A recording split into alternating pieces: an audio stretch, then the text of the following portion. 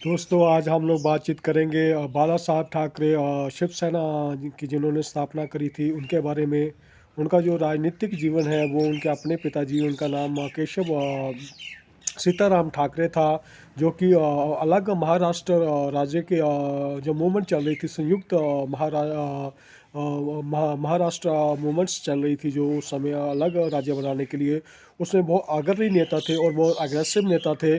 और उनकी जो जो बाला साहब ठाकरे की जो राजनीतिक सोच थी, उनका उसके ऊपर उनके पिताजी जो केशव सीताराम ठाकरे थे, उनका जो प्रभाव है वो पूरी ज़िंदगी रहा। और वो बहुत ही बेबाक टिप्पणियाँ करा करते थे अपने अपने अपने संपादकीय में और अपने कार्टून में। जब वो एज ए कार्टूनिस्ट 1950 में वो द फ्री प्रेस जर्नल के साथ वो काम करा करते थे। और उनके जो बनाए हुए कार्टून हैं वो जापान की जापान की जो न्यूज़पेपर है द असाही और शिनबुन और जो न्यूज़वीक टाइम्स में जो है वो संडे एडिशन में वो जो छपा छपा करते थे। और उस समय जो है उस समय बहुत कम कार्टूनिस्ट थे जिनके जो कार्टून हैं वो इंडिया से बाहर छपे करते थे, और बाला साहब ठाकरे उन्हीं में से एक थे। और उन्होंने जो है 1960 के दशक में मार्मिक नाम का एक साप्ताहिक इंडिपेंडेंट अखबार निकाला, जिसमें वो मराठा लोगों के बारे में बातचीत करते थे, मराठा लोगों के हक की आवाज़ उठाया करते थे। और उसी से ही उनकी जो पॉपुलैरिटी का जो ग्राफ है वो पूरे महाराष्ट्र में बढ़ता गया। और एक टाइम और वो समय भी आया जब वो अपने मातोश्री में जो वो है वो चांदी के सिंहासन के ऊपर बैठा करते थे। और उनके जो जो प्रतिद्वंदी थे, जो उनके विरोधी हुआ करते थे, वो भी उनके मातोश्री में जाके उनसे मिला करते थे और अलग अलग विषयों के ऊपर उनके साथ बातचीत होती थी। उनका जो ज्ञान था वो बहुत विस्तृत था, और वो किसी एक चीज़ को लेके को स्थिर बिना अपने जो अपना जो उनका जो सोचने का अंदाज़ था उसमें बहुत फ्लेक्सिबिलिटी रहती थी। वो पार्टीबाजी से बहुत ऊंचा उठ जाया करते थे।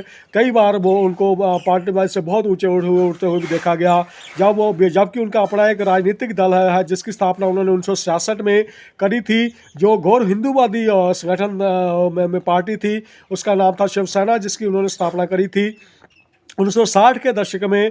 उन्होंने जो है सामना नाम का जो मराठी अखबार है, जो दैनिक अखबार है, उसकी स्थापना करी। और उसके बाद उन्होंने साथ साथ जो है दोपहर का सामना, जो कि हिंदी में अखबार था, उसका वो संपादकीय खुद लिखा करते थे और अपनी बेबाक टिप्पणियाँ वो उसमें करा करते थे। और उनकी जो निडरता थी वो उनके ज्ञान की वजह से थी। उन्होंने जो ज्ञान आज ए कार्टूनिस्ट होने के नाते, आज ए पत्रकार होने के नाते जो ज्ञान उन्होंने प्राप्त करा था अलग अलग विषयों को लेके, उस ज्ञान की वजह से लोग उनकी इज्जत करते थे, लोग उनसे मिलते उन, उन, उन, उनको उनकी इज्जत करते थे। और वो टाइम भी था जब वो उनके कहे हुए शब्द ही कानून हुआ करते थे और मुंबई जो है थम जाया करती थी। और उन्होंने अपने राजनीतिक जीवन में कभी भी हमेशा ही किंग मेकर की भूमिका निभाई, और कभी भी किसी भी तरीके का कोई भी पद जो है उन्होंने नहीं लिया। जब 1995 में शिवसेना और भारतीय जनता पार्टी की सरकार बनी, संयुक्त सरकार बनी, तो मुख्यमंत्री तो कोई और था, पर उसको चलाने की जो कुंजी थी वो सारी कुंजी जो है वो बाला साहब ठाकरे के ही हाथ में थी। और वो हमेशा ही अपनी बात मनवाते थे, जो वो कहते थे वही जो वो मुख्यमंत्री थे और भाजपा के, उनको करना पड़ता था। और ऐसी उनकी शख्सियत थी कि कोई उनको इनकार नहीं कर सकता था। जिस समय 6 दिसंबर 1992 को और कार सेवकों ने बाबरी मस्जिद तोड़ दी, तो किसी भी हिंदूवादी संगठन ने, किसी भी पार्टी ने इस बात की जिम्मेदारी नहीं ली कि किसने ये बाबरी मस्जिद तोड़ी है। तो उस समय जो है कहते हैं कि जो बाला साहब ठाकरे हैं उन्होंने कहा था कि शिव सैनिकों ने जो ये बाबरी मस्जिद है उसको तोड़ा है। तो वो इतनी निर्भीकता के साथ वो जो जो है हिंदूवादी सोच को अपनाते थे, और उनमें किसी भी चीज़ को लेके बिल्कुल भी डर नहीं रहता था। एक जुलाई 1996 1996 में जो 1999 में जो चुनाव योग है उन्होंने उन्हें 6 साल के लिए प्रतिबंधित कर दिया था। वो जो जिस तरीके की नफ़रत फैला रहे थे अपने संपादकियों में, जिस तरीके की वो भेदभाव कर रहे थे अपने संपादकियों में, उन संपादकियों की वजह से जो चुनाव आयोग था उस समय का, उन्होंने उन्हें 6 साल के लिए बैन कर दिया था और 6 साल तक वो किसी भी चुनाव में, वो जो है महाराष्ट्र में, वो जो चुनाव नहीं कर सकते थे। और 2005 में जब वो प्रतिबंध चुनाव आयोग का हटा, उसके बाद ही उनको जो है वोट करने का वो उनका अधिकार उनको दिया। और एक बार उन्होंने किसी समाचार पत्र को इंटरव्यू में हिटलर की जो है वो प्रशंसा भी कर दी थी। तो उस समय भी लोगों ने उनकी बहुत आलोचना करी थी। वो अपने विचारों को लेके बिल्कुल स्पष्ट थे, जो वो सोचते थे वो कहते थे। और लोग उनकी आलोचना जब वो ज़्यादा लेट जब हो गया, आखिरी टाइम जब उनका आ गया था, तो उस समय तक वो जो जो वो वैलेंटाइन डे जो लड़के लड़कियां जो जवान मनाया करते थे, उनको वो लेकर भी जो शिव सैनिक हैं उनकी पार्टी के, वो उनका विरोध करते थे। और जो प्रेमी युगल आपस में मिला करते थे अलग अलग जगहों में एकांत पे, उसमें भी वो लोग विरोध करने लग पड़े थे। जिस वजह से जो लोग हैं उनको उनकी पार्टी को नापसंद करने लग पड़े थे, उनकी सोच को नापसंद करने लग पड़े थे। और उन्होंने जो अपना पूरा जीवन जो है वो मराठावाद के लिए उन्होंने लड़ा। और पूरे जब वो जो गैर मराठावादी थे, चाहे वो उत्तर भारतीय थे, चाहे वो दक्षिण भारतीय थे, वो उन सभी को लेके जो है अपने अलग अलग टिप्पणियां हमेशा अपने संपादकीय में करते रहते थे। वो हमेशा ये चाहते थे कि जो अधिकार हैं वो सारे के सारे अधिकार जो है वो मराठा लोगों के लिए रहने चाहिए। और वो हमेशा मराठा आंदोलन को लेके हमेशा ही अग्रेसिव मुद्रा में रहते थे। और कभी भी वो अपने जो उन्होंने रूल बनाए हुए थे उनके साथ कभी भी वो समझौता नहीं करते थे। 1996 में प्रशांत कुलकर्णी नाम का एक कार्टूनिस्ट था जो उनकी इंटरव्यू ले रहा था। वो इंटरव्यू लेते हुए वो बाला साहब ठाकरे के साथ जो है उसकी मुलाकात, वो जो इंटरव्यू ले रहे थे, तो उसमें प्रशांत कुलकर्णी है वो इस वजह से ज़्यादा मशहूर हुए थे कि एक वाक़या हो गया था एक सिनेमा हॉल के अंदर, जिसमें ब्रोकन एरो नाम की एक फिल्म, अंग्रेजी फिल्म चल रही थी। उस फिल्म में एक आदमी का में जो है वहाँ उसकी हत्या हो जाती है। उस हत्या की जो जो क- क्या क्या की जो उंगलियां हैं वो उनके जो भतीजे हैं राज ठाकरे उसके ऊपर उठती हैं। तो उस समय जो है जो प्रशांत कुलकर्णी है वो ब्रोकन एरो एक ब्रोकन एरो का एक कार्टून बनाते हैं।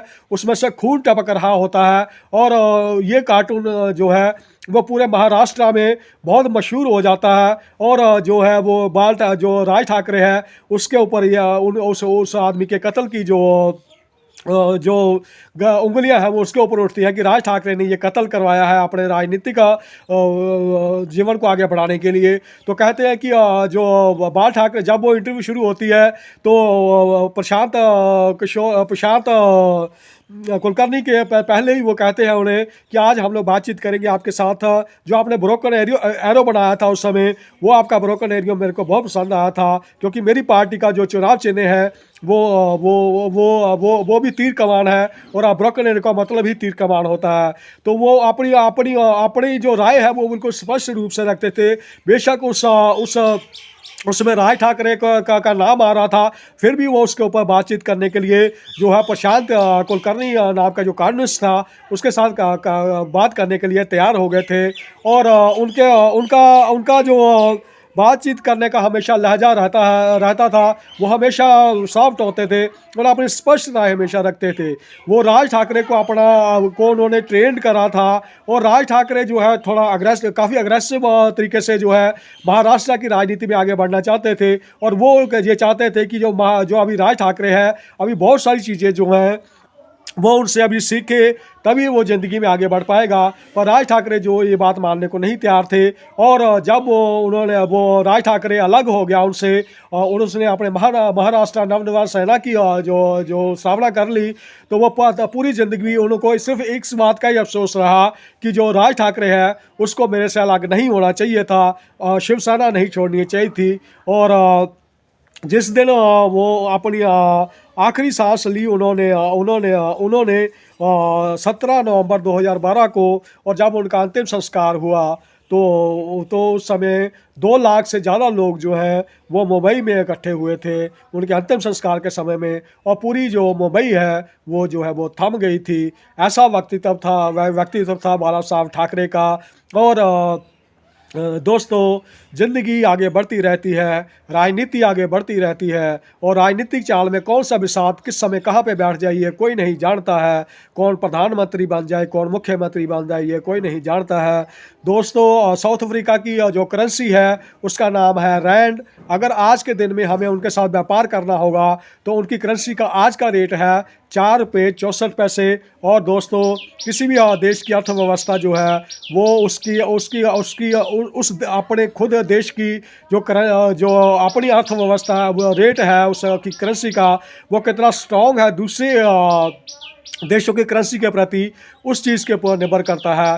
इंडिया का जो इम्पोर्ट है वो मैक्सिमम है, जिस वजह से जो इंडिया में जो महंगाई है वो अपने चरम पे पहुंच चुकी है। नोटबंदी अपना असर दिखा चुकी है। आपका दोस्त दिग्दर्शन।